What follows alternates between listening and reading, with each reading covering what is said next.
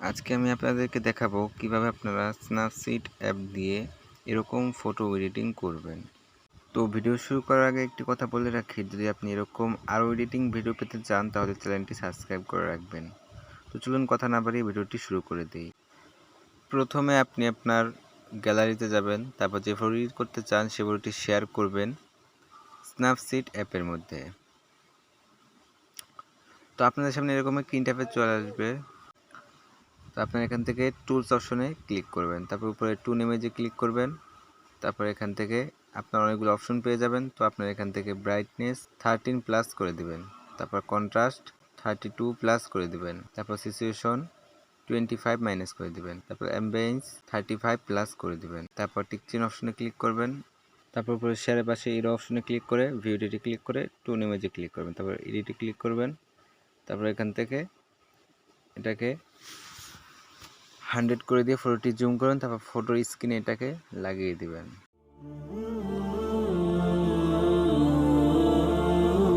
তারপর নিচে টিক চিহ্ন অপশনে ক্লিক করবেন, তারপর এখান থেকে ব্যাগে চলে যাবেন। ব্যাগে যাওয়ার পর আবার টুলস অপশনে ক্লিক করবেন, তারপর উপরে টুন ইমেজে ক্লিক করবেন, তারপর এখান থেকে সিচুয়েশন 100 মাইনাস করে দিবেন।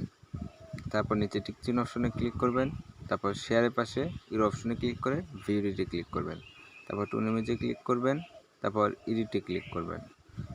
তারপর এখান থেকে এটাকে 0 করে দিবেন। 0 করে দেওয়ার পর ফটোটি জুম করে ফটো থেকে এই কালারটি পরিষ্কার করে ফেলবেন।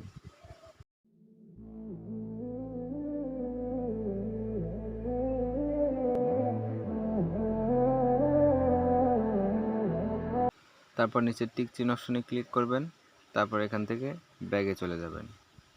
ব্যাগে যাওয়ার পর এখান থেকে আপনি আবার টুলস অপশনে ক্লিক করবেন, তারপর নিচের ডাবল এক্সপোজার অপশনে ক্লিক করবেন, তারপর নিচে প্লাস আইকনে ক্লিক করবেন, তারপর এখান থেকে অ্যালবামে চলে যাবেন। তো আপনার একটি ব্যাকগ্রাউন্ড পিএনজি ডাউনলোড করে রাখবেন, এটার লিঙ্ক আমি আমার ডিসক্রিপশন বক্সে দিয়ে রাখছি, আপনারা সেখান থেকে ডাউনলোড করে নিতে পারেন। তো ব্যাকগ্রাউন্ড পিএনজিটি সিলেক্ট করবেন। সিলেক্ট করার পর নিচের অপশনে ক্লিক করবেন, তারপর ওভারলে অপশনে ক্লিক করবেন, তারপর নিচের টিক চিহ্ন অপশনে ক্লিক করবেন, তারপর এখান থেকে শেয়ারের পাশে ইরো অপশনে ক্লিক করবেন, তারপর ভিউ এডিটে ক্লিক করবেন, তারপর ডাবল এক্সপোজার অপশনে ক্লিক করে এডিটে ক্লিক করবেন। তারপর এটাকে 0 করে দিবেন। 0 করে দেওয়ার পর ফটো থেকে এই কালারটি পরিষ্কার করে ফেলবেন।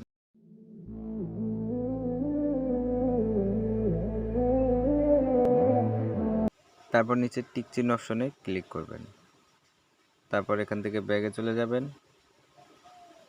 ব্যাগে যাওয়ার পর এখান থেকে আপনি আবার টুলস অপশনে ক্লিক করবেন, তারপর নিচের ডাবল এক্সপোজার অপশনে ক্লিক করবেন, তারপর প্লাস আইকনে ক্লিক করবেন, তারপর অ্যালবামে যাবেন, তারপর এখান থেকে ডাউনলোডে গিয়ে একটি পিএনজি সিলেক্ট করবেন। এটার লিঙ্কও ডিসক্রিপশন বক্সে দেওয়া আছে, আপনি ডাউনলোড করে নিতে পারেন। তারপর এটাকে লাইটিং করে দিবেন, দেওয়ার পর নিচে টিক চিহ্ন অপশনে ক্লিক করবেন, তারপর এখান থেকে আপনি আবার টুলস অপশনে ক্লিক করবেন, তারপর নিচে ডাবল এক্সপোজ অপশনে ক্লিক করবেন, তারপর আবার প্লাস আইকনে ক্লিক করবেন, তারপর অ্যালবামে যাবেন।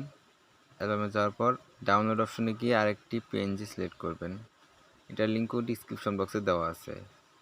তো এটাকে অ্যাড করে দিবেন। অ্যাড করে দেওয়ার পর এটাকে আপনি যেভাবে রাখতে চান সেভাবে রাখবেন। তো রাখার পর নিচে টিক চিহ্ন অপশনে ক্লিক করবেন, তারপর আবার আপনি টুলস অপশনে ক্লিক করবেন, তারপর টুন ইমেজে ক্লিক করবেন, তারপর এখান থেকে ব্রাইটনেস 13 প্লাস করে দেবেন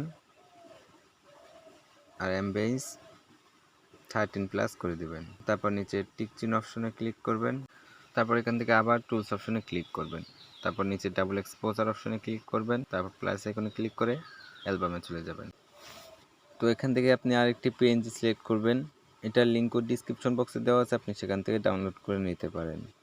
তো আপনারা এটাকে অ্যাড করে দিবেন। অ্যাড করে দেওয়ার পর নিচে টিক চিহ্ন অপশনে ক্লিক করবেন, তারপর এখান থেকে শেয়ারের পাশে ইউরো অপশনে ক্লিক করবেন, তারপর ভিউ এডিটে ক্লিক করবেন, তারপর ডাবল এক্সপোজার অপশনে ক্লিক করবেন, তারপর এডিটে ক্লিক করে এটাকে 0 করে দেবেন। 0 করে দেওয়ার পর ফটোটি জুম করবেন, তারপর এই ইফেক্টটি স্ক্রিন থেকে পরিষ্কার করে ফেলবেন। পরিষ্কার করা হয়ে গেলে নিচে টিক চিহ্ন অপশনে ক্লিক করবেন, তারপর এখান থেকে ব্যাগে চলে যাবেন।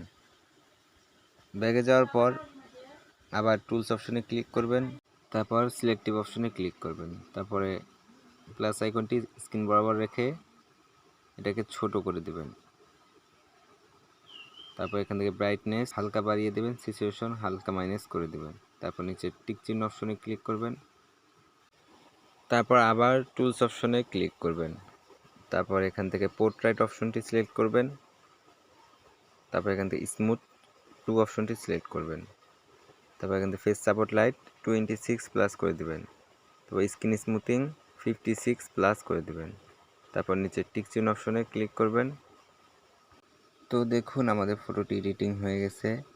আগে কীরকম ছিল আর এখন কীরকম হয়ে গেছে। তো আপনি আপনার ফটোটি এভাবে এডিটিং করবেন। তো ভিডিওটি ভালো লাগে সাবস্ক্রাইব করবেন। ধন্যবাদ। আল্লাহ হাফেজ।